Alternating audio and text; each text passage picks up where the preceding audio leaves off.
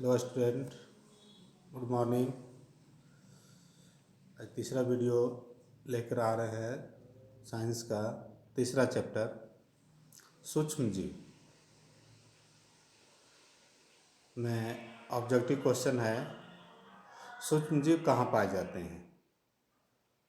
तो पहला ऑप्शन है जल, दूसरा वायु, तीसरा मिट्टी और चौथा इनमें से सभी। तो सूक्ष्म जीव हम देखते हैं, सूक्ष्म जीव कहते किसको है ना?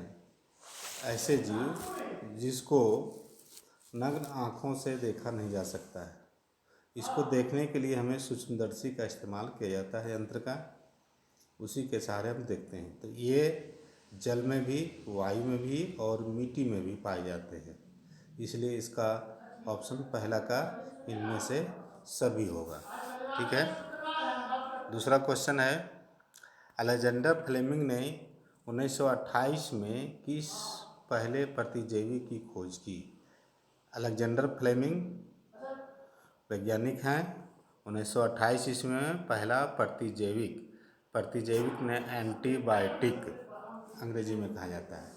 तो खोज कौन सा प्रतिजैविक का खोज किया, कौन सा एंटीबायोटिक का खोज किया? तो पहला ऑप्शन है टेट्रामाइक्लिन, दूसरा स्ट्रेप्टोमाइसिन, तीसरा एरिथ्रोमाइसिन और चौथा है पेनिसिलिन। तो ये अलेक्जेंडर फ्लेमिंग ने 1928 में पहला प्रतिजैविक पेनिसिलिन की खोज किया। इसलिए 2 का आंसर हमारा डी हो गया। नेक्स्ट क्वेश्चन, पोलियो का कारक कौन है? आखिर में पोलियो का जो बीमारी है किस के कारण से होता है, किस सूक्ष्मजीव के कारण से होता है? तो पहला ऑप्शन वायरस, दूसरा जीवाणु, तीसरा है प्रोटोजोआ और चौथा है कवक। तो वायरस के कारण से, है ना? ये वायरस अंग्रेजी वर्ड है, इसका हिंदी होता है विषाणु। हाँ, तो ऑप्शन में कहीं विषाणु भी लिखा रहेगा या वायरस, तो वायरस के कारण से होता है। नेक्स्ट क्वेश्चन, ईस्ट का उपयोग किसके उत्पादन में किया जाता है? ईस्ट का उपयोग किसके उत्पादन में किया जाता है? तो चीनी का पहला ऑप्शन, दूसरा है अल्कोहल, तीसरा हाइड्रोक्लोरिक अम्ल और चौथा ऑक्सीजन है। तो ये बी ऑप्शन हमारा सही है, अल्कोहल का, ईस्ट का उपयोग अल्कोहल के लिए किया जाता है। पांचवा क्वेश्चन है, सर्वप्रथम चेचक के टीके की खोज किसने की? तो चेचक 2 तरह के, एगो छोटा चेचक, एक बड़ा चेचक होता है, जिसको अंग्रेजी में हम लोग स्मॉल पॉक्स और बिग पॉक्स कहते हैं। हाँ, तो चेचक का खोज लुई पाश्चर, ये ऑप्शन है। बी में एडवर्ड जेनर, सी में अलेक्जेंडर फ्लेमिंग और डी में रॉबर्ट हुक। तो ये बी ऑप्शन हमारा सही है, एडवर्ड जेनर ने चेचक के टीका का खोज किया। इस टीका को लगाने से चेचक रोग नहीं होता है। ठीक है, आगे 6 क्वेश्चन नंबर, सबसे पहले कौन सा प्रतिजैवी खोजा गया था?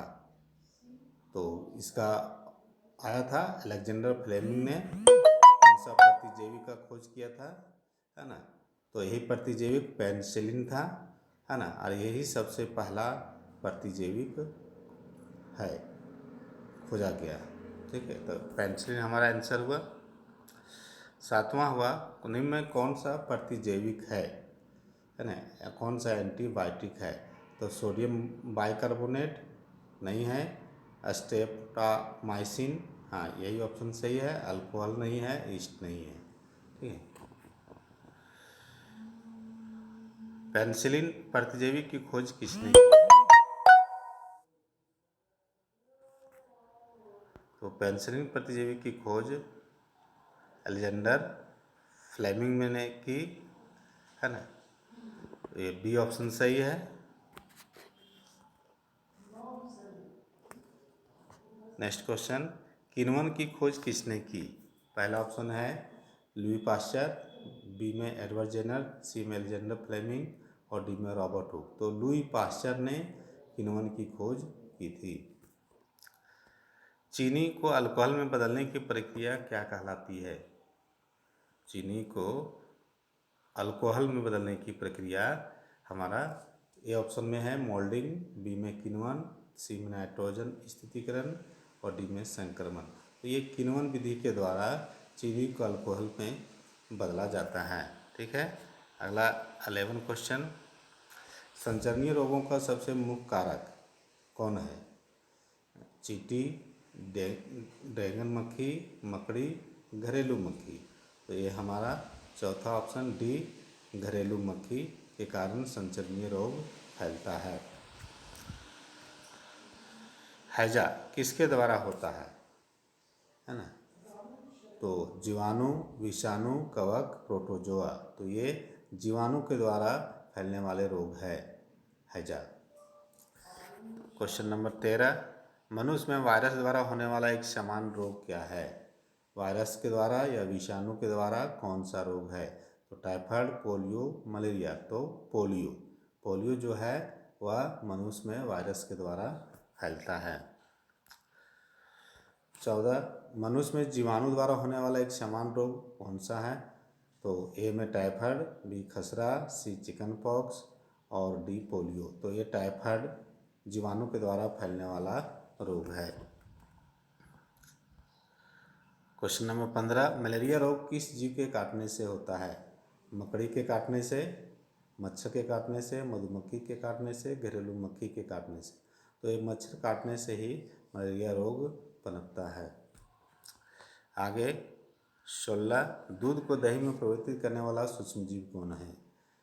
पहला bacillus anthracis, B rhizobium, C carbon dioxide, D sulphur dioxide.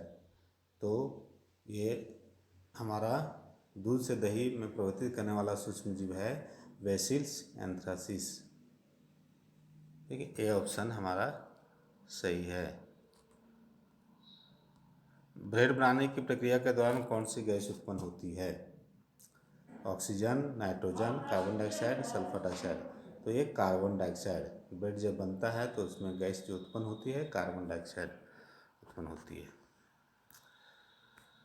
Question number 18, पैकेटों थैलियों में आने वाले दूध को खराब होने से बचाने के लिए क्या किया जाता है? तो किण्वन प्रक्रिया किया जाता है, पाश्चीकरण, भंडारण, नाइट्रोजन। तो पाश्चीकरण, बी ऑप्शन हमारा सही है। 19, नाइट्रोजन का वायुमंडल से मिट्टी, पौधे तथा जंतु में परिवहन की संपूर्ण प्रक्रिया क्या कहलाती है? नाइट्रोजन स्थिरीकरण, नाइट्रोजन चक्र, नाइट्रीकरण, अमोनीकरण। तो ये नाइट्रोजन चक्र के द्वारा वायुमंडल से मिट्टी, पौधे, जंतु परिवहन की संपूर्ण प्रक्रिया संपन्न होती है। तो ये हमारा ऑप्शन बी सही है। ठीक है, ये सूक्ष्मजीव चैप्टर से 19 क्वेश्चन हमारा था, कंप्लीट हो गया।